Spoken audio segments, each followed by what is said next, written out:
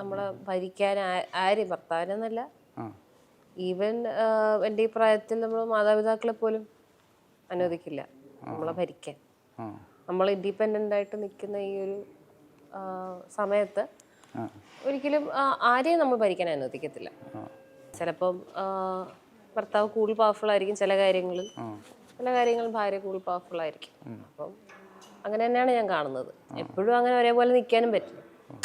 ക്വാളിറ്റിക്കും അതിൻ്റെതായ പ്രശ്നങ്ങളുണ്ട്. എപ്പോഴും ഒരേപോലെ നിൽക്കാൻ പറ്റില്ല.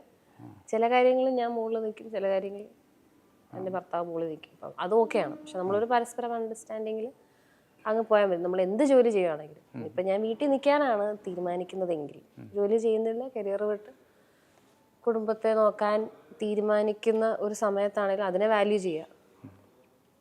ഇപ്പം ഞാൻ ഒരിക്കലും വിചാരിക്കുന്നില്ല എൻ്റെ ഉമ്മ ചെയ്യുന്നതോ കേരളത്തിലുള്ള ഏത് സ്ത്രീകളോ ചെയ്യുന്നത് കുറവായിട്ടുള്ളൊരു ജോലിയായിട്ട് കാണരുത്. വീട്ടിലുള്ള പണി പുറത്ത് ഭർത്താവ് പോയി ചെയ്യുന്ന പണിയോട് തുല്യമായിരിക്കണം. അതിന് വാല്യൂ കൊടുക്കണം, റെസ്പെക്റ്റ് ചെയ്യണം.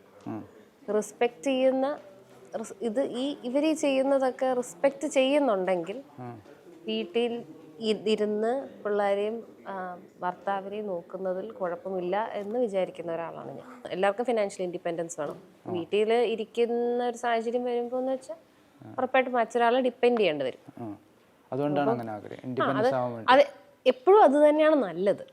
ഞാൻ ഒരിക്കലും മറ്റൊരെ സപ്പോർട്ട് ചെയ്യല്ല. എപ്പോഴും പുറത്ത് പോയി ഒരു എക്സ്റ്റേണൽ സോഴ്സ് ഓഫ് ഇൻകം ഉള്ളത് തന്നെയാണ് നല്ലത്. കാര്യം എപ്പോഴും ഒരു ബന്ധം വർക്കൗട്ട് ആവണമെന്നില്ല. അതിപ്പോൾ പിള്ളേരുണ്ടെങ്കിലും ആ ബന്ധം വർക്കൗട്ട് ആവണമെന്നില്ല.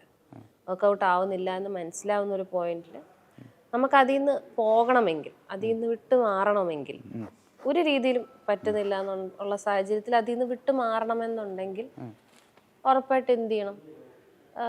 നമുക്ക് ഈ ഇൻഡിപെൻഡൻസ് ഉണ്ടെങ്കിൽ അത് ചെയ്യാൻ പറ്റും.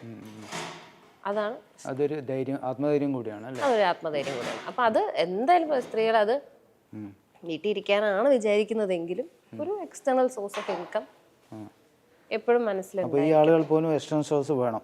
ഉറപ്പായിട്ടും അതാണ് അതിൻ്റെ പോയിന്റ് അല്ലേ?